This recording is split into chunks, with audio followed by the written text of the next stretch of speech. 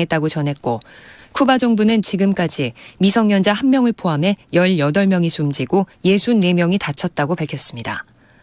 폭발 원인은 일단 가스 유출로 추정된다고 당국은 밝혔습니다.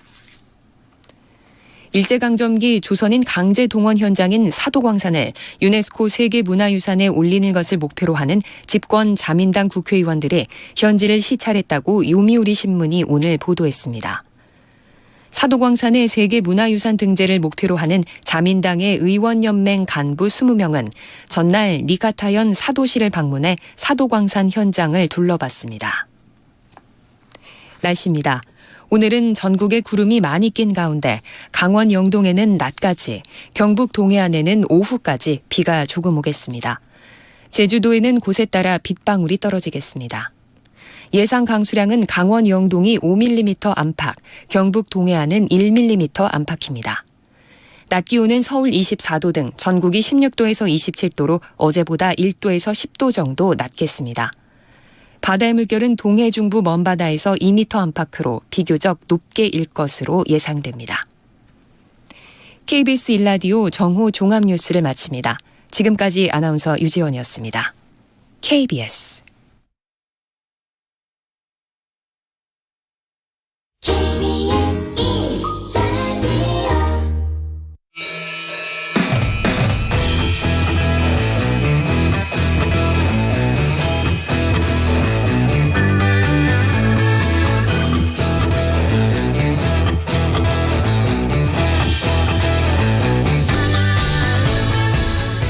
주말 시사의 중심, 정관용의 시사본부. 여러분 안녕하십니까, 정관용입니다. 지방선거 그리고 보궐선거 판이 커졌습니다. 민주당이 이재명 전 대선 후보, 인천 계양을 보궐선거 후보로 전격 공천했죠. 이재명 등판론이 현실화됐습니다. 이로써 대선에서 패배한 지 2달도 안 돼서 정치 일선에 복귀하게 된 거고요. 그리고 안철수 인수위원장도 인수위 해단식을 앞두고 분당갑 출마를 공식적으로 밝혔습니다. 이재명, 안철수 이 거물급 인사들의 출마로 민주당과 국민의힘은 지난 대선 승패를 좌우한 수도권에서 또다시 뜨거운 승부를 벌일 것으로 보이는데요. 미니 대선급이다 이렇게 불려지는 6.1 지방선거와 보궐선거, 다양한 시각으로 분석해 보도록 하겠습니다. 정관용의 시사본부 토요일 순서 출발합니다. 먼저 도로공사 연결해서 고속도로 상황 알아보죠. 이지은 캐스터. 네, 징검다리 휴일까지 겹친 이번 주말 놀러가는 분들 많으시죠? 나들이 차량들로 지금 경기권과 충청권 그리고 강원권에서 양방향 정체가 상당합니다. 경부선 부산 쪽은 총 정체 길이가 70km가 넘는데요. 경기권에서는 기흥 동탄부터 남사 지나기가 가장 어렵고 이후 입장부터 천안 휴게소까지 막히면서 충청권에서도 시간적인 여유가 많이 필요해 보입니다. 이후 옥산 분기점부터 남이 분기점 사이에서도 14km 구간 어려운데 이 부근은 반대 서울 쪽으로도 10km 구간 속도 내지 못하고요. 서해안선은 서해대교에서 양방향으로 막힙니다. 서울 쪽으로는 당진부터 15km 구간, 반대 목포 쪽으로는 서평택부터 길게 밀립니다. 충청 이남 지역으로 향하는 논산 천안선도 논산 쪽으로 충청권인 회덕 분기점부터 유성 통과하기가 가장 어렵고요. 중부선은 남이 방향으로 경기권에서는 중부 3터널 부근, 이후 충청권에서는 진천과 오창 일대에서 긴 구간 속도 내지 못합니다. 강원 지역으로 이동하는 길 영동선 강릉 방향으로는 30km 가까이 정체인데요. 주로 경기권에서 밀립니다. 서창과 둔대, 부곡 부근에서 짧게씩 막혔다가 이후 용인 일대 통과가 가장 불편하고요.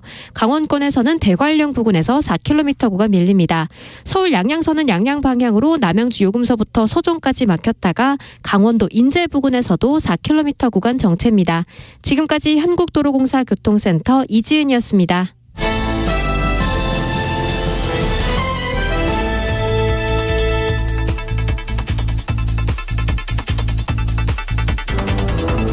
주간 뉴스 브리핑. 토요일 주간 뉴스 브리핑은 경향신문 박순봉 기자와 함께하죠. 스튜디오에 직접 나오셨습니다. 박 기자 오랜만입니다. 네, 반갑습니다. 예. 어제 대통령직 인수위원회가 해단식을 했어요. 네, 공식적으로 활동을 종료했습니다. 지난 3월 18일에 출범을 했거든요. 그러니까 한 50일 정도 운영이 된 겁니다. 예. 윤석열 대통령 당선인하고 또 안철수 인수위원장 같은 경우에는 이제 인수위가 굉장히 성공적으로 끝났다 이렇게 스스로 평가를 했거든요. 윤석열 당선인이 어제 해단식에서 이렇게 충실하고 별탈 없이 신속하게 인수위에서 정부 출범 준비를 한 예가 있었나 싶을 정도다 이렇게 평가를 했고요. 예. 그러면서 대선 후보 시절에 유세할 때 이제 소위 어퍼컷 세레머니를 많이 했었잖아요. 예. 이걸 3번 연속으로 해단식에서 보이기도 했습니다. 그리고 안철수 인수위원장도 사이버 안보, 또 디지털 플랫폼 정부 이런 국정 과제들을 얘기를 하면서 이렇게 미래지향적인 국정 과제들이 있었는가 싶다. 이렇게 역시 긍정 평가를 했습니다. 예. 그리고 또 안철수 인수위원장은 이제 국회에 돌아가시거나 정부에 일하시는 분들, 그러니까 인수위원들을 얘기를 한 거거든요. 이제 일부 이 합류하지 않는 사람들을 향해서 우리가 계속 정권 연장을 할 거니까 역할을 계속 해달라 이런 얘기도 했습니다. 물론 당선인하고 인수위원장이 인수위 활동을 비판할 리는 없죠. 네. 칭찬을 했는데 그런데 너무 내부 갈등이 심했다. 특히 공약이 크게 후퇴했다. 이런 논란도 있지 않습니까? 네, 말씀하신 대로 몇 가지 논란들이 있었는데 일단 첫 번째로는 내부적으로 갈등이 좀 드러났었죠. 윤석열 당선인하고 안철수 인수위원장이 야권 후보 단일화를 하면서 공동 정부를 구성하기로 했던 거잖아요. 예. 그런데 그 과정에서 이견이 조금 표출이 됐습니다. 처음에 인수위가 출범을 할 때는 일단 법으로 규정된 인수위원은 24명이거든요. 이 중에 8명, 즉 3분의 1을 안철수 위원장이 추천한 인사로 배정을 했어요. 근데 이때는 좀 구성이 잘 됐다 이렇게 평가가 됐었죠. 예. 그런데 이어서 18명의 장관 인선을 하고 또 대통령실 수석 인선을 하는 이런 과정에서 소위 안철수계 내지는 안철수 위원장이 추천한 인사는 없었습니다. 이제 그러다 보니까 이제 안철수 패싱이다 이런 지적도 나왔던 거고요. 예. 특히 안철수 위원장이 공개적으로 이제 자신이 장관 인선에 의견을 줄 기회가 없었다 이런 얘기도 했었고, 맞아요. 이제 더불어서 과학교육 수석은 좀 신설을 해달라 이런 얘기는 기자들에게 공개적으로 했거든요. 그런데 결과적으로는 과학교육 수석도 신설하지 않았습니다. 이제 그러다 보니까는 또 양측이 갈등을 벌이고 뭐 또 윤석열 당선인이 다시 화해하는 그런 모습이 나타나기도 했었고요. 예. 그리고 소위 신구 권력 갈등 구도라고 해서 대통령실 이전 문제나 아니면 또 이 하는 총재 이런 인사 문제를 가지고 문재인 대통령하고 윤석열 당선인 혹은 인수위가 갈등하는 그런 구도도 벌어졌었습니다. 그랬죠. 예. 그리고 또 이제 공약 후퇴 논란이 좀 최근에는 불거졌었는데요. 이제 이게 중요하게 인수위를 평가하는 척도 중에 하나입니다. 후퇴한 공약으로 몇 가지가 거론이 되는데 일단 첫 번째로는 여성가족부 폐지가 있어요. 그렇죠. 그리고 또 두 번째로는 병사 봉급 200만 원 인상 이게 있는데 예. 이 두 가지 공약은 모두 윤석열 당선인이 이제 대선 후보 시절에 소위 이제 한 줄 공약이라고 해가지고 페이스북에 직접 글을 남겼던 공약들이거든요. 예. 그런데 당장 여가부 폐지 같은 경우에는 지금 이미 당선인이 여가부 장관 후보자를 지명한 상태입니다. 그러니까 진행이 안 되고 있는 상태라고도 볼 수가 있고요. 그리고 병사 봉급 200만 원 인상은 이제 이렇게 좀 짧게 표현을 했지만 취임 즉시 200만 원으로 인상하겠다 이런 내용이었거든요. 근데 그게 후퇴됐죠. 네, 인수위를 거치면서 2025년까지 병 봉급을 150만 원까지 인상을 하고 그다음에 사회 진출 지원금 명목으로 이게 나가는 돈이 있거든요. 근데 이걸 최대 55만 원까지 인상을 해서 200만 원으로 맞추겠다 이런 내용으로 수정이 됐습니다. 그러니까 예. 이제 즉시 하겠다라고 했는데 그에 비해서는 조금 후퇴된 것이다 이런 지적이 나오고 있는 겁니다. 네. 그러다 보니까 당선인과 국민의힘은 지금 연일 이 공약 추진 의지에는 변함이 없다 이렇게 적극적으로 해명을 하고 있습니다. 장관들 인사청문회 얘기는 좀 이따 하도록 하고 이번 주에 이제 청와대 비서관급 인선을 2차례 발표했잖아요. 네. 그 인선의 특징들 먼저 검찰 출신들이 많죠. 맞습니다. 어제하고 그제 2차례에 걸쳐서 비서관급 인선을 했거든요. 목요일에 19명, 금요일에 20명을 발표를 했습니다. 그러니까 총 39명을 발표를 하게 된 거예요. 예. 근데 이 중에서 이제 5명이 소위 검찰 출신입니다. 대표적으로는 법률비서관의 주진우 전 서울 동부지검 형사 6부장을 임명을 했는데요. 대선 후보 기간 동안에 이제 소위 광화문 캠프를 운영을 했는데 또 이 변호사들 중심으로 한 서초동 캠프도 좀 일종의 비선처럼 운영을 했었거든요. 예. 근데 여기에서 이 서초동 캠프를 총괄하고 또 인선들 검증하는 그런 검증팀장의 역할도 맡았습니다. 문재인 정부에서 환경부 블랙리스트 사건을 수사하고 자천됐다 이렇게 평가받는 인물인데 윤석열 당선인의 대표적인 측근 중에 한 명입니다. 그리고 또 이외에도 이현모 전 대전지검 검사가 인사비서관에 임명이 됐는데요. 윤석열 당선인이 검찰총장일 때 이 월성 원전 1호기 경제성 평가 조작 의혹 수사를 담당했던 검사이기도 합니다. 네. 그리고 또 한 가지 특징은 정책조정기획관실을 신설했다라는 거예요. 여기에 장성민 전 의원, 장성민 대통령 당선인 정무특보를 기획관으로 임명을 했는데요. 이게 이제 큰 체제랑 좀 관련이 있습니다. 기존의 대통령실이 문재인 정부에서는 3실장 8수석 체제였거든요. 그런데 윤석열 당선인이 이제 대통령실을 이전하면서 대통령실을 좀 축소하겠다라고 했어요. 이제 그렇게 하면서 2실장 5수석 체제로 줄였는데 예. 이렇게 줄이게 되면서 3실장에서 2실장이 됐잖아요. 정책실장이 사라진 거죠. 맞습니다. 그 정책실장이 사라졌는데 이제 방금 말씀드린 정책조정기획관이라는 거는 일종의 급은 조금 낮췄지만 이제 정책실장의 역할을 하는 자리다 이렇게 보시면 되고요. 네. 이제 물어보니까 이거는 비서관하고 수석비서관 사이 정도의 급이라고 합니다. 그리고 진보 정부에서 운영됐던 국정상황실도 유지하기로 했는데요. 이 한호섭 전 선임 행정관을 임명을 했습니다.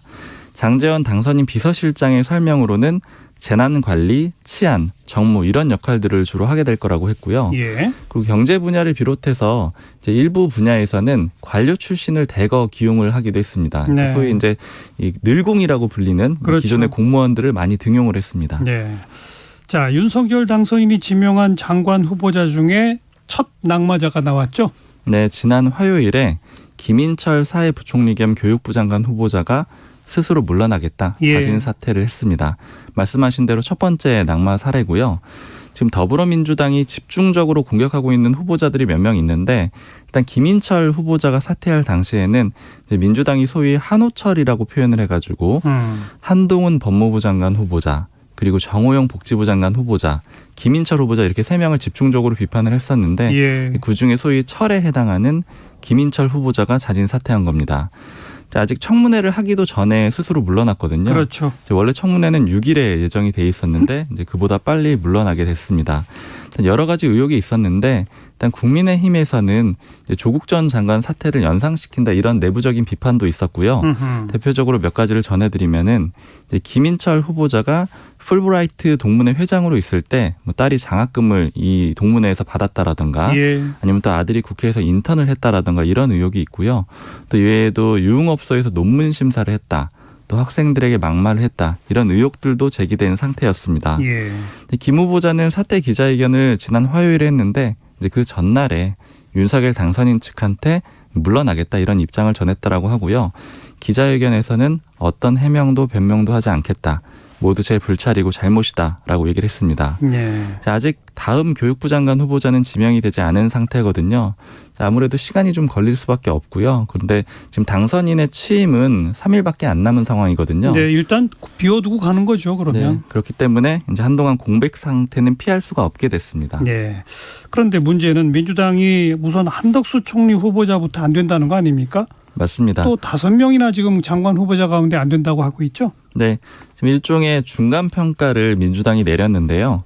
어제 박홍근 원내대표가 윤석열 정부 1기 내각 인사청문회 중간보고 기자회견을 했거든요. 예. 여기에서 자신들이 부적격이라고 판단한 이 장관 후보자나 그리고 이제 한덕수 후보자까지 아예 일일이 거론을 했습니다.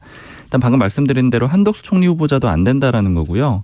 그리고 장관 후보자 5명도 거론을 했는데 한동훈 법무부 장관 후보자, 그리고 정호영 복지부, 원희룡 국토부, 박보균 문체부, 이상민 행안부 후보자를 지명을 해가지고 명백한 부적격 인사다. 스스로 거취를 표명해야 된다. 그러니까 즉 물러나야 된다라고 그렇게 촉구를 했습니다. 예. 그리고 박홍근 원내대표는 문재인 정부 시절 검증 눈높이랑 비교를 하면서 이 역대 최악의 인사 참사다. 이렇게 지적을 했고요. 또 이제 과정에서 자료 제출이 좀 잘 이뤄지지 않았다라고 지적을 했어요. 그러면서 윤석열 당선인한테는 이 부실 검증과 인사 대참사에 대해서 사과를 해야 된다. 이렇게 촉구를 하기도 했습니다. 그리고 총리 후보자는 국회에서 인준표결을 거쳐야 하거든요. 그렇죠. 장관 후보자 같은 경우에는 국회에서 일종의 의견만 제시를 하고 대통령 당선인이 최종적으로 결정하는 그런 구조인데 결국 총리 후보자는 지금 의석수가 많은 민주당에게 결정권이 있다라고 할 수 있어요. 그렇죠. 지금 민주당이 의석만 168석이고 범여권 의석을 합치면은 거의 180석 정도가 되거든요. 그래서 이제 결정권을 가지고 있는데 지금 민주당이 한덕수 후보자 안 된다라고 얘기를 한 거잖아요. 이제 그러다 보니까 한덕수 후보자의 인준 표결도 좀 어려워지는 게 아니냐 이런 관측이 있고요. 이 민주당의 한덕수 후보자 인사청문 특위 위원들이 어제 별도로 기자회견을 했는데 역시 부적격이다 이런 입장을 밝혔고 지금 아직 인사청문 보고서를 채택을 안 했거든요. 예. 근데 여기에다가도 부적격이라는 의견을 달아야 된다 이렇게 주장을 하고 있습니다. 근데 윤석열 당선인도 한덕수 후보자밖에 없다. 강하게 밀어붙이고 있죠. 네, 그제인 5일에 윤석열 당선인이 한덕수 후보자한테 전화를 해서 윤석열 정권의 총리는 한덕수밖에 없다 이렇게 얘기를 했다라고 한덕수 후보자가 밝혔어요. 네. 즉 윤석열 당선인이 재차 신임 의사를 밝힌 것이다 이렇게 볼 수가 있고요. 그리고 어제는 윤석열 당선인 측의 핵심 관계자가 기자들하고 만나서 이제 익명이긴 하지만 기자들하고 이제 다 같이 있는 자리에서 얘기를 한 거죠. 한덕수 후보자에 대한 입장을 밝혔는데요. 윤 당선인의 입장이라고 보시면 될 것 같아요. 우리 정권을 발목 잡기 위해서 총리 인준안을 부결시킨다면 총리 없이 가겠다 이렇게 얘기를 했고요. 그러니까 이 얘기는 지명 철회 의사도 없고 만약에 총리 후보자를 낙마시킨다라면 이건 발목 잡기다. 강대강으로 대응하겠다 이런 취지입니다. 예. 그리고 윤석열 당선인 측에서는 이제 민주당이 한덕수 후보자만 낙마시키려고 한다기보다는 일종의 한덕수 후보자는 민주당이 결정권을 쥐고 있으니까 이걸 지렛대로 삼아서 다른 장관 후보자를 낙마시키려고 한다 이렇게 보고 있거든요. 그렇죠. 그런데 이런 거래는 할 수 없다. 이런 것이 윤석열 당선인 측의 입장입니다. 그러니까 즉 낙마시키면 낙마시키는 대로 그냥 가겠다라는 거예요. 그리고 또 역시 윤석열 당선인 측 이 관계자의 표현을 계속 전해드리면은 정치적으로 사람과 사람을 연계시켜서 다른 장관을 낙마시키기 위해서 한덕수 총리의 목을 잡고 있는 이런 모습은 있을 수가 없는 일이다. 이렇게 얘기를 했습니다. 예. 그리고 한덕수 후보자도 민주당이 신생 정당도 아니고 새롭게 정부가 출범하는 과정에서 어떻게 협조를 하는지 잘 아는 분들이다. 즉 인준을 해줄 것이라고 믿는다. 이렇게 밝혔습니다. 역시 스스로 물러날 생각은 없다라는 겁니다. 네. 법무장관 후보자 한동훈 후보자 청문회는 한 차례 지금 연기가 됐죠. 네. 원래는 지난 4일에 할 예정이었었거든요. 예. 그런데 민주당이 방금 말씀드린 대로 자료 제출이 좀 부실하고 또 증인 채택도 잘 안 된다. 지연이 됐다. 이런 이유로 오는 9일로 연기를 했습니다. 물론 지금 증인 채택 문제는 정리가 된 상황이에요. 근데 한동훈 후보자 청문회는 이제 민주당도 굉장히 벼르고 있거든요. 왜냐하면 윤석열 당선인의 이 정치권을 넘어서 검찰 때부터 최측근이잖아요. 그렇죠. 그래서 소위 소통령이다 이렇게 지적을 하면서 벼르고 있는 상황이고 예. 또 국민의힘 역시 이 한동훈 후보자의 청문회는 소위 검수완박 검찰의 수사기소권 분리법안 문제에 대해서 이미 통과는 됐습니다. 이 법에 대해서 여론전을 할 수 있는 좋은 기회다 이렇게 보고 있거든요. 네. 소위 한동훈 후보자가 언변이 좋기 때문에 청문회가 여론전을 벌이기 좋다 이렇게 판단을 하고 있는 겁니다. 지금 실제로 사전 신경전도 굉장히 치열한데 지금 증인으로 채택된 사람이 총 4명이거든요. 한동수 대검 감찰부장, 이문정 법무부 감찰 담당관, 그리고 박영진 의정부지검 부장검사, 그리고 김경률 회계사 이렇게 4명인데 예. 앞서 말씀드린 2명은 여권 민주당에서 채택한 증인이고요. 뒤에 2명은 이 국민의힘에서 지목한 증인입니다. 근데 이 증인들 가지고 이미 공방이 시작이 됐는데 김종민 민주당 의원 같은 경우에는 김경률 회계사를 문제 삼고 있어요. 소위 조국 흑서라고 불리는 책의 공저자인데 일방적이고 무책임하게 발언하는 사람을 증언대에 세우는 게 타당한 일인가 이렇게 지적을 했고요. 반면에 유상범 국민의힘 의원은 한동수 감찰부장을 거론을 하면서 현 여권 인사인데 이 대통령 후보를 공개 비난하면서 정치적 중립을 위반했다는 비난을 무수히 받은 사람이다. 욕하는 것보다 더 심하다. 이렇게 지적을 하기도 했습니다. 예. 민주당은 파상 공세를 예고하는 상황인데 이제 그간에 제기됐던 여러 가지 의혹들 중심적으로 거론을 할 계획이고요. 대표적으로 아파트 구매 과정에서 어머니에게 불법 증여를 받았다라는 의혹, 또 딸의 스펙 쌓기용 기부 과정에서 엄마 찬스가 활용이 됐다. 또 이제 딸의 그런 스펙을 쌓는 과정에서 국민들 정서와 안 맞는다. 이런 예. 문제들을 적극적으로 거론을 할 계획입니다. 예. 자, 지방선거 소식으로 넘어가서 지방선거와 함께 열리는 보궐선거가 지금 뜨거워지고 있지 않습니까? 네. 민주당이 이재명 상임고문을 인천 계양을 보궐선거에 전략 공천 확정했죠. 네. 이 비대위가 전력 공천을 확정을 했습니다. 이제 이렇게 되면은 이재명 전 지사가 지난 3월 9일에 대선에서 패배한 다음에는 공식적인 활동은 좀 자제를 해왔었거든요. 예. 거의 2달 만에 다시 정치 일선에 복귀하게 됐습니다. 민주당 비대위의 설명은 비대위 측에서 이재명 전 지사한테 출마를 요청을 했고 이재명 전 지사가 수락했다라는 거예요. 예. 이번 지방선거가 중요하니까 수도권을 좀 총괄 지휘해달라 이런 취지인 겁니다. 이재명 전 지사는 이제 출마도 하고요. 덩달아서 당 선대위의 총괄 상임 선대위원장도 맡기로 했습니다. 그래서 이제 민주당 선대위 출범식이 오는 11일에 있을 예정이거든요. 그래서 이 자리에도 이재명 전 지사가 참석을 할 예정입니다. 인천 계양을이란 지역은 송영길 전 대표가 이제 5번을 연속으로 당선이 됐던 그런 지역이에요. 그렇죠. 그리고 또 지난번 대선 때도 이재명 전 지사가 이 지역에서는 윤석열 당선인을 거의 10%포인트 가깝게 승리한 지역이거든요. 그래서 이제 민주당 우세 지역이다 이렇게 평가가 되고 있는데 다만 이재명 전 지사가 인천 계양을에 특별한 연고는 없습니다. 그래서 이제 명분이 없는 출마가 아니냐 이런 비판이 당 안팎에 있고요. 예. 국민의힘에서는 이재명 전 지사가 이제 자신에 대한 수사를 받기 위해서 방탄 출마한 것이다 이런 비판을 하고 있습니다. 그런가 하면 안철수 인수위원장은 경기 성남 분당갑 출마 선언을 했죠. 네, 국민의힘과 국민의당이 이제 합당을 했잖아요. 예. 그래서 국민의힘 후보로 나서게 됐는데요. 이제 안철수 위원장이 어제 인수위 해단식을 한 다음에 이 활동 마치면서 일종의 출마를 선언하게 된 그런 그림입니다. 안 위원장이 어제 경기도 지역에서 보고대회 일정을 했거든요. 예. 그리고 나서 기자들이 물어봅니다. 이제 분당갑에 출마할 계획이냐 이렇게 물어보니까 당 안팎의 출마 요청을 받은 분당갑뿐만 아니라 경기도를 포함한 수도권의 선거 승리를 위해서 제 몸을 던질 생각이다 이렇게 얘기를 했습니다. 그러니까 즉 이 얘기는 아까 이제 이재명 전 지사에 대해서 민주당이 요청한 거랑 비슷합니다. 경기지사 선거가 워낙 중요하니까 예. 이제 보궐선거에 또 나서주고 또 지방선거도 이끌어달라 이런 얘기인데 그렇죠. 다만 안 위원장 역시 분당갑에 나서는 거는 연고가 좀 뚜렷하지 않은 게 아니냐. 특히 이제 서울 노원 지역에서 국회의원 활동을 했잖아요. 예. 이런 비판을 받고 있는데 안 위원장은 자신이 세운 회사가 분당갑에 있다 이런 점을 명분으로 들고 있습니다. 자, 이제 문재인 대통령이 오는 9일에 퇴임하는데 퇴임 날에 일정이 공개가 됐어요. 네, 9일에 퇴임 연설을 할 계획인데요. 그날 일정을 이 청와대가 공개를 했습니다. 예. 오전에는 서울 동작구 국립서울현충원 참배를 하고 이어서 용산구의 효창공원 독립유공자 묘역을 참배를 할 거고요. 그리고 나서 이 오전 내인데요. 청와대로 돌아와서 임기 5년 동안의 소회와 국민께 드리는 말씀을 담은 퇴임 연설을 할 계획이라고 합니다. 그리고 이후에 중국과 싱가포르 사절단이 지금 윤석열 당선인 취임식 때문에 오는데 이제 그걸 이제 덩달아서 접견을 할 거고요. 예. 이 오후 6시에는 청와대를 떠납니다.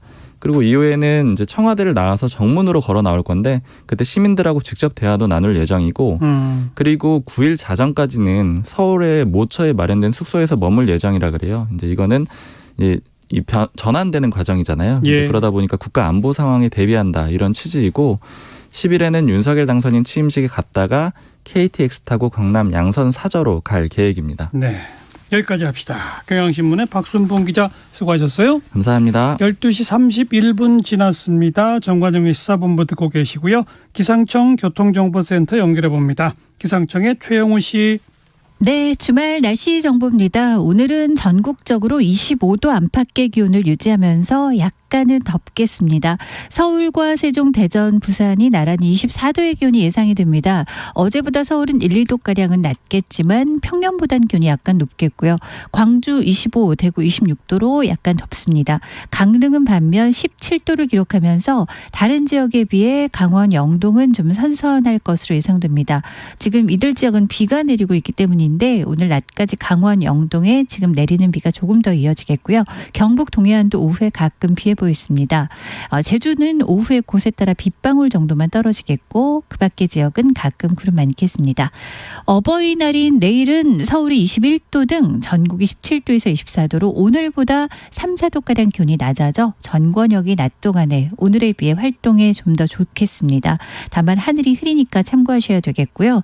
어제 그리고 오늘까지 비가 좀 이어지면서 건조특보는 동해안 쪽에 내려졌던 것들이 모두 해제가 돼서 현재 특보라는 비어있는 있는 상황이고요.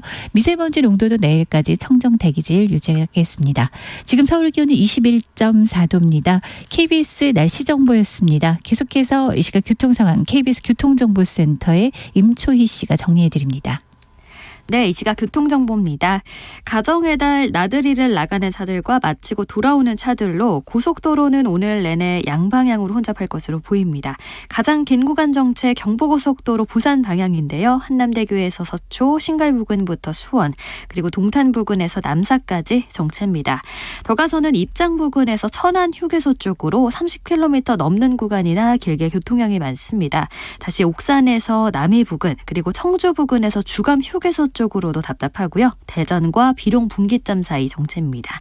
남북권에선 북대구 부근에서 도동 분기점 쪽으로 막히고요. 서울 양양고속도로 양양 쪽 화도 부근부터 서종까지 밀립니다. 강원 지역에선 인제 부근에서 교통량이 늘었고요. 반대 서울 방향은 양양 분기점 그리고 쭉 수월하다가 다시 서종 부근에서 화도, 덕소 3패에서 강일까지 교통량 늘었습니다. 서울 시내 올림픽대로 하남 쪽은 목동 나들목 3차로에 사고 있으니까 주의하시고요. 행주대교 부터 정체입니다. 이후 노량진 수산시장에서 청담대교까지 밀립니다. KBS 교통정보센터에서 임초희였습니다.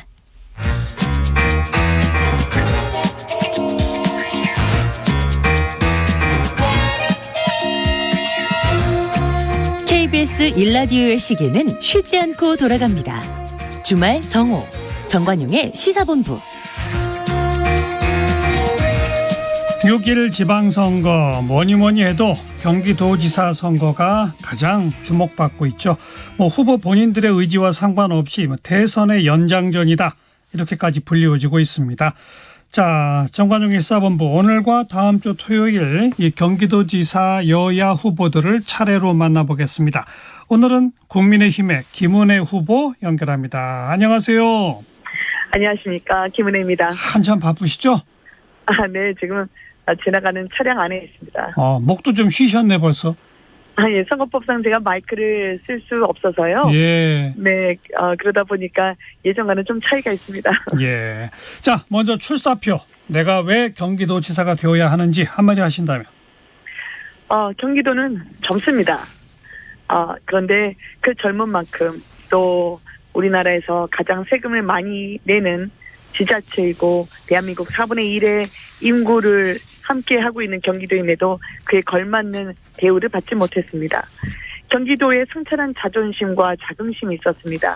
그거를 다시 살리기 위해서는 젊고 역동적인 도지사가 필요하다고 생각하고요. 예. 제가 정부 그리고 여당 그리고 새 중앙정부로부터 협력을 이끌어낼 수 있는 그런 힘 있는 도지사로서 경기도민 여러분들의 삶을 제대로 발전시키고 나아질 수 있게 하는 그런 일꾼이 되고 싶습니다. 예, 젊으신 거 맞고 여당 소속이니까 대통령과 코드 맞는 거 다 맞는데 그런데 행정 경험이라든가 의정 활동 경험이 아직 좀 너무 부족하지 않느냐 이런 지적은 어떻게 생각하세요? 저의 사실 국회의원으로서의 말씀을 하시는지 모르겠는데요. 저는 그 전에 제가 기자 생활을 통해서 그리고 청와대에서의 국정 운영 조율 경험을 했고 또 대기업에서도 현장에서 제가 글로벌 전략을 짜면서 소비자들의 마음 그리고 국민들의 현장에서의 애로와 고충을 듣고 그 솔루션을 도출하는 데에는 훨씬 더 훈련받은 사람이라고 자부를 합니다. 기본적으로 경기도지사란 금융위원장을 뽑는 자리가 아니기 때문에 도민 여러분들 한 분 한 분의 어려움을 헤아릴 줄 아는 그런 현장형 일꾼이 필요하고요. 또 실질적으로 보탬이 될 수 있는 것을 발로 찾아서 뛰어서 도출을 낼 수 있는 그런 실질적인 성과를 거머쥘 수 있는 사람을 필요로 한다고 저는 생각합니다. 알겠습니다. 경선에서 대선 주자로 뛰었던 유승민 후보와 맞상대하셔서 일반 국민에서는 좀 뒤졌는데 당원들의 전폭적 지지로 승리하신 것, 요거는 어떻게 해석하고 계십니까? 당원분들이나 그리고 국민분들이나 저는 크게 마음이 다르시다라고 생각하지는 않습니다. 저는 본선 경쟁력을 많이 염두에 두시고 판단해 주셨다고 생각하고요. 그런 면에서 경기도 선거를 승리로 이끌 수 있는 그런 후보를 종합적인 평가를 내려주셨다고 저는 생각을 합니다. 네. 본선 경쟁력 부분에서 뭐 일부 정치권의 평론가나 이런 분들은 유승민 후보가 오히려 중도 확장성이 더 있는 거 아니냐라는 해석들을 내놓고는 있는데 김은혜 네. 후보는 동의 안 하세요? 중도라는 그런 표현과 관련해서는요.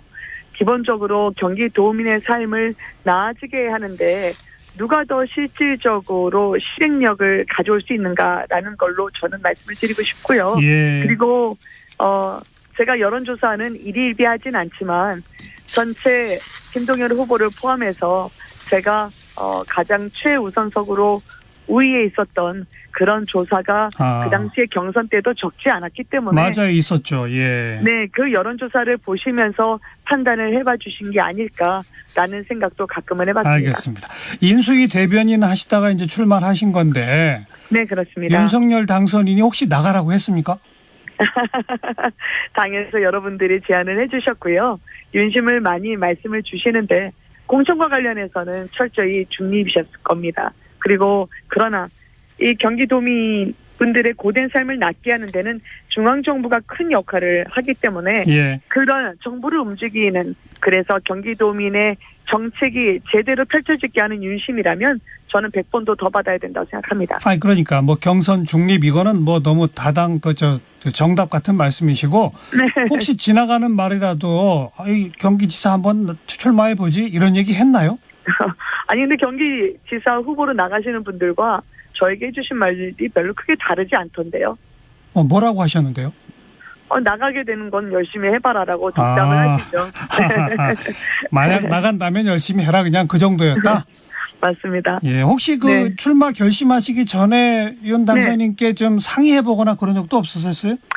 제가 그 당시에 그 대통령 당선인 대변인이었기 때문에요. 예. 현안과 관련해서는 늘 찾아가서 어떻게 국민 여러분들께 당선인의 의중을 전달해야 되는지는 수시로 상의하고 수시로 현안에 대한 논의와 토론을 거치죠. 예. 그렇지만 제 자신의 거취와 관련해서는 제가 결정을 합니다. 또 누군가의 등에 떠밀려 나올 만큼 분별력이 없는 사람도 아니고요. 예, 알겠습니다. 김동연 후보에 대해서는 어떻게 평가하세요? 제가 청와대에서도 같이 근무를 했었습니다. 김동연 후보랑요? 네. 그러셨나요? 네, 그렇습니다. 예. 오래전부터 알고 지낸 사이죠. 그리고 MB정부 때 청와대 대변인 하실 때 김동연 후보가 청와대 비서관이었나요? 네, 그랬습니다. 맞아. 그렇군요. 예.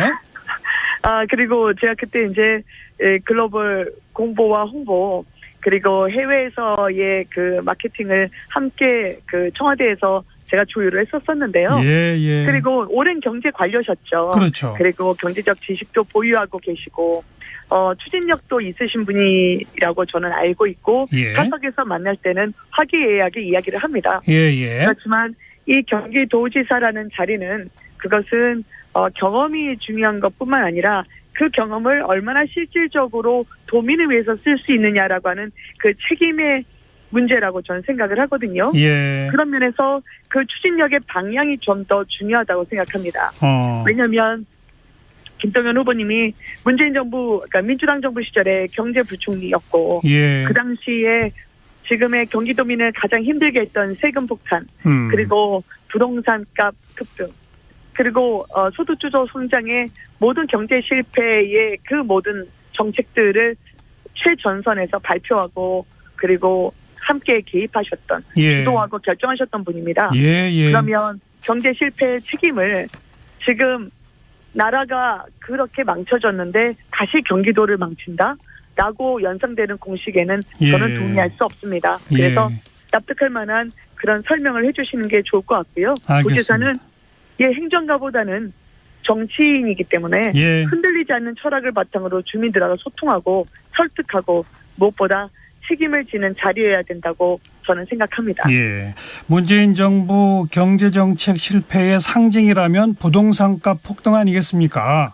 그렇습니다. 그런 데에 김동연 전 부총리도 책임이 있다. 이제 그런 논리를 지금 펴고 계신 건데. 직접적으로 공시가격의 현실화를 주장하셨죠. 그래서 부동산 가격이 오름에도 불구하고 공시가격이 따라가지 못하기 때문에 공시가격 현실화율, 즉 공시가격 로드맵을 발표하셨던 분입니다. 예, 알겠습니다. 그래서 그로 인해 건강보험료까지 60여 개 준조세까지 폭등하게 되는 결과가 이어졌죠. 우리 김은혜 후보께서는 이제 공약의 핵심으로 1기 신도시 특별법 제정, 또 재건축 마스터 플랜 즉시 추진하겠다 이런 의사를 밝히셨는데 혹시 이것 때문에 또 뭐 분당, 일산 이런 데 집값이 막 뛰면 어떡합니까? 그런 이론과 논리로 지난 5년간 일기 신도시의 재개발 재건축이 한 발짝도 진전이 안 됐죠. 아하. 그리고 그분들은 30년간 너무 오래 기다려오셨거든요. 예. 그런데 일기 신도시 재개발 재건축이 필요한 아파트를 가보시면요. 주차장에서 성면 덩어리가 비만 오면 그리고 비가 그치고 나도 등교하는 아이들 머리 위로 쏟아집니다. 예. 그리고 아파트 벽이 갈라지면서 언제 어떻게 우리 가족의 안전을 지키지 못하게 될까 불안해하는 어머님들의 고통이 있고요. 예. 그런데 이 모든 녹슨 배관을 안고 사는 많은 분들의 아픔을 뒤로한 채 그냥 적당히 참고 살아라. 순환 재개발, 재건축이라는 분명한 원칙과 또 이주 대책이 있음에도 불구하고 예. 재개발, 재건축을 마냥 붙들고 허락하지 않는 것은 저는 책임 있는 자세도 아니고 오히려 횡포라고 생각을 합니다. 예. 그래서 지방행정이란 주민들의 편과 주민들의 시각에서 집행이 돼야지 행정 편의주의적으로 접근하면 안 된다고 생각합니다. 예. 그런데 제가 이제 질문한 핵심은 그러다가 집값이 또 막 다락같이 뛰어버리면 오히려 또 다른 고통이 오는 거 아니냐 이런 문제예요. 제가 아까 말씀드렸던 순환 재개발 재건축이라는 게 바로 그런 건데요. 보통 재건축이라고 하는 게 조합 추진위를 결성한 다음에 저희가 시시석에 인가를 받고 나중에 다시 입주하기까지 한 길게는 10년까지 걸립니다. 예. 그리고 이게 설사 시작한다 하더라도 당장 이주가 되는 거 아니고요. 예. 논의를 진행해야 하죠. 따라서 이주단지를 마련을 하면 그만큼 다른 전세를 알아봐야 되는 전세값 급등 요인이 상쇄가 되고요. 예. 그리고 순차적으로 우선순위를 따라 개발이 될 것이기 때문에 예. 그렇게 모든 일기 신도시가 한꺼번에 도시를 옮기듯이 그런 일은 일어나지 않습니다. 네. 근데 인수위원회에서도 그 일기 신도시 사업에 대해서는 좀 속도 조절이 필요하다라고 논의가 됐던 거 아닌가요? 그러니까 한번 그 해프닝이 일어나면 그게 참 그 나중에 아무리 말씀드려도 그 파장을 줄이기가 어려웠던 현실적인 어려움이 있었던 것 같아요. 그냥 해프닝이었어요? 네, 그렇습니다. 왜냐하면 예. 그 중장기라는 말이 아마 브리핑하시는 과정에서 나중에 입주 때까지는 5년, 10년이 걸릴 수 있다는 말씀을 하셨던 것 같은데요. 예. 그게 분명히 아니고 속도감 있는 그런 공약은 그대로 추진이 되고 오죽하면 그 로드맵을 즉각적으로 실시하겠다는 그 부분에 염려가 없다고 국토부 장관, 내정자 그리고 당선인까지 경기도에 오셔서 이야기를 했겠습니까? 예.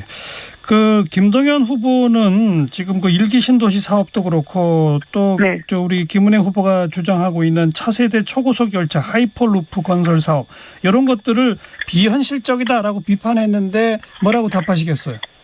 일기 신도시 재개발 재건축도 비현실적이라고 말씀을 하셨다고요? 뭐 현실적 대책을 제대로 내놔야 한다 이런 지적을 하셨죠. 그거는 제가 한번 여쭤봐야 될 것 같은데요. 왜냐하면 김동연 후보님이 당초에 일기 신도시와 관련해서는 후보 수락 연설을 하면서 공공 주도의 재개발 재건축을 말씀하신 걸로 알고 있습니다. 그런데 주민들이 원하시는 건 공공 주도는 이미 그동안 충분히 당했고 그리고 고통이 있었기 때문에 민간과 주민들이 원하는 방식으로의 공공 재개발 재건축을 원했었거든요. 그런데 오후에는 다시 공공 재개발 재건축이라는 말씀이 빠졌더라고요. 왔다 갔다 했다.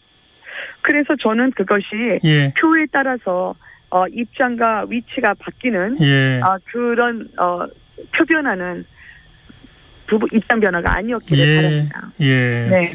대신까 김은혜 후보는 민간 주도형이고 순환 재건축이라고 하는 방식을 처음부터 일관되게 주장해 왔다 이 말씀이로군요. 그렇습니다. 그리고 또 하나 지적한 그 차세대 초고속 열차 하이퍼루프 건설 사업에 대해서는 어떻게 보세요? 하이퍼루프에 대해서도 제가 말씀을 드리고 싶은데요. 사실은 그것은 미래를 꿈꾸지 말라는 것과 다름 아닙니다. 왜냐하면 예전에 한번 보세요. 10년 전만 하더라도 저희가 자율주행차, 상상을 했겠습니까? 예. 그렇지 않습니다. 그리고 주어진 업무에 대해서 집행에만 집중하면 예. 그렇게 하면 미래를 개척하기 어렵습니다. 지도자한테는 시대를 변화를 예측하고 미래를 준비하는 능력이 필요한데요. 예. 10년 전만 해도 그 도심 항공 상용화나 말씀드린 자율주행 차량은 상상을 못하고요. 기술 발전 속도가 엄청났기 때문에 예. 미리 준비하고 새로운 미래 교통수단 하이퍼루프는 이미 모든 지자체가 테스트 베드가 되기 위해 경쟁을 하고 있습니다. 예. 그리고 국토부의 5차 종합계획에도 이미 저희가 고심해야 될 R&D 분야로 책정이 돼 있는 상태고요. 예. 그래서 김동연 후보님이 윤 당선인의 일기 신도시 공약 폐기했다고 가짜 뉴스 퍼뜨리시는 게 선거 전략이라면 경기도민분들이 정확하게 알고 계시니까 예. 지금이라도 그 전략은 폐기하시는 게 예. 용도 변경하시는 게 맞다라고 제안드리고 싶습니다. 그러니까 하이퍼루프도 미래 꿈을 꿔야 되고 실현 가능하다 이 말씀인데 우리 청취자분들 이해하기 쉽게 어디서 어디까지 몇 분 안에 가는 겁니까? 그렇게 되면? 보통 하이퍼루프를 제가 말씀드린 것은 경기 북부 그러니까 즉 고양까지 저희가 경제자유구역 혹은 테크노밸리를 하면서 기업을 유치하고 일자리를 확충하고 싶다라는 바람에서 나온 거거든요. 예. 그러면 글로벌 인재가 함께 도모해야 되고 인천공항에서부터 고양까지는 가야 됩니다. 그런데 지금 저희가 저희 건축관력연구원에서는 예. 시속 1028km 정도까지 와. 저희가 실험이 가능하다라는 예. 측정 결과를 받아봤거든요. 예. 그렇게 되면 30분 정도 인천공항에서 고양까지 가능할 수 있고요. 그리고 만약에 30초에 한 분씩 하면 53,000명 네. 그리고 2분에 한 번씩 실어 나른다면 13,000명 정도를 하루에 실어 나를 수 있는 예. 그런 결과도 제가 함께 연구 결과를 받아들었습니다. 언제쯤 될까요? 그게 가능하다면? 물론 이것이 임기 내에 가능하냐고 물어보신다면 저는 어렵죠. 이 공약을 꿈꾸고 그리고 우리 경기도의 미래를 예. 제가 설계하고 싶고 함께 그리고 싶은 그런 희망까지 거꾸로 하는 말과 다름없으세요. 알겠습니다. 이제 아무래도 이제 직전까지 경기도지사가 이제 이재명 고문이기 때문에 그런데 경기지사 하시면서 전국 광역지자체 국민 평가 이런 거 하면 또 성적이 아주 좋았었단 말이에요. 그거랑 비교가 네네. 되지 않겠습니까? 이재명 고문의 도정 운영에 대해서는 어떻게 평가하셨어요? 도정 운영을 잘 하셨다면 예. 또 그렇게 자신이 있으셨다면 왜 인천 계양으로 가실까요? 그렇죠. 예. 그리고 대장동 또한 당군 일의 최대 치적이라 하시지 않았습니까? 예. 직접 설계하셨다고 했고요. 예. 그러면 그만큼 자부심이 가득한 또 성남시장 8년, 경기도지사 4년에 그동안에 많은 분들과의 동고동락이 있었던 예. 진정한 경기 발전을 위해서 고향이나 다름없는 것을 등져야 하는 이유는 무엇인지 예. 그리고 왜 많은 분들이 그것이 스스로 지금 경찰의 압수수색과 그리고 수사가 다가오면서 셀프 방탄을 위해서 예. 방탄 조끼를 위해 인천행을 택하셨다고 하는 건지 예. 돌아봐 주셨으면 좋겠습니다. 예. 그래서 이거는 오히려 경기도민분들이 섭섭해하실 것 같아요. 네. 만약 나오려면 그럼 분당갑에 나오는 게 맞다 이 말인가요? 사실은 그것도 분당 의리신데요. 그리고 예. 분당갑에 예전에 국회의원으로 도전을 하셨었습니다. 예. 그만큼 정치적으로 자신이 몸을 그 안에 함께 주민분들과 함께 동고동락을 하면서 예. 운명을 개척하고자 하는 자리를 왜 굳이 뿌리치시고 연고가 없는 인천 계양으로 가시는지 예. 많은 분들이 셀프 탈당이나 세계 쪼개기로 무리수를 했던 검수완박과 더불어서 이재명 지키기를 위한 이 숭고한 선거마저 한 명을 방탄조끼 입히기 위한 예. 그런 무리수라고 생각하시지 않을까요? 예. 저는 그런 면에서 정치인의 지역구 바꾸기는 명분이 있어야 되는데 예. 그 부분에서는 상당히 부족하지 않으실까 생각합니다. 비판과 지적 당연히 있을 수 있는데 또 솔직히 인정을 해보면 분당이라는 지역이 바로 직전 김병관 전 의원이 당선되기 이전부터 전부 합해가지고 민주당이 이긴 적이 없는 데 아닙니까 사실. 그런 것도 고려되지 않을까요? 당선되기 위해서 정치를 한다면 본인이 지향하는 정치 가치와 철학은 어디 가는 걸까요? 예. 그러면 오히려 표만을 쫓아가는 그런 정치인을 큰 정치인이라 얘기할 수 있을까요? 예. 대선 후보답지 않다고 생각합니다. 알겠습니다. 안철수 인수위원장이 이제 본인의 지역구에 했던 분당감에 출마하겠다. 이건 혹시 사전 상의가 있었나요? 아니요.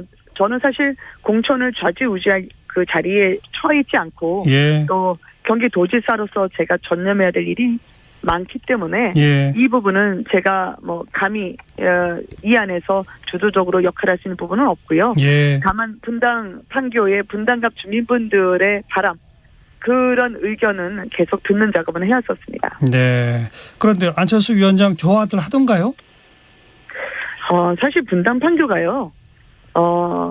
대한민국 혁신의 심장이라 불리는 곳입니다. 예. 판교 테크노밸리가 있는 곳이잖아요. 그렇죠. 네, 그렇기 때문에 분당 판교의 진정한 발전 그리고 성장을 위해서 저는 여러 훌륭한 분들이 나오셨다고 생각하고요. 예. 당의 공천 작업이 완료된 상태가 아니기 때문에 예. 제가 미리 말씀드릴 상황은 아닙니다만 하긴 또 그러네요. 어쨌든 네, 훌륭한 분들의 합류는 저는 적극 환영합니다. 네. 그렇죠. 공천이 끝난 게 아닌데 또 특정 후보를 또 편들기도 그렇겠네요. 알겠습니다. 자, 열심히 하셔서 좋은 성과 있길 기대하고요. 계속 지켜보도록 하겠습니다. 오늘 고맙습니다. 네, 감사합니다. 네, 국민의힘 경기도지사 후보 김은혜 후보였습니다.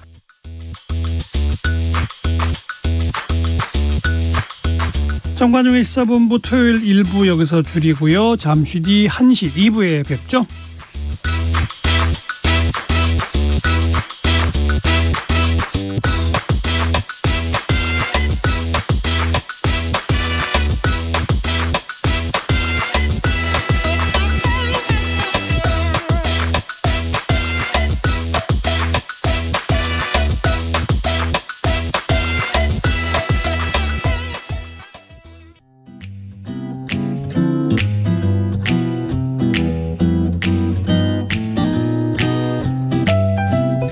안녕하세요. 바른말 고운말입니다. 우리말에서 표기 형태는 다르지만 발음이 같은 표현들이 있어서 혼동될 때가 종종 있습니다. 지금 들려드릴 예문들에서는 공통적으로 지, 그, 시로 발음되는 표현들이 나오는데요. 각각 어떤 형태로 표기하는 게 좋을지 생각해 보시기 바랍니다. 그는 나이가 지긋이 들어 보인다. 그는 긴 시간 동안 지그시 앉아서 기다리고 있다. 눈을 지그시 감고 음악을 듣는다. 지금 들으신 예문 중에서 앞에 두 문장에서는 둘째 음절을 그 밑에 시옷 받침을 쓰고요. 뒤에 이를 붙입니다. 첫 번째 예문에서는 나이가 비교적 많아 듬직하게라는 뜻의 부사였고요. 두 번째 예문에서는 참을성 있게 끈지게라는 뜻의 부사였는데 이것은 원래 형용사 지긋하다에서 나온 것입니다. 반면에 세 번째 예문에서는 시옷 받침 없이 발음 그대로 지, 그, 시라고 표기합니다. 이것은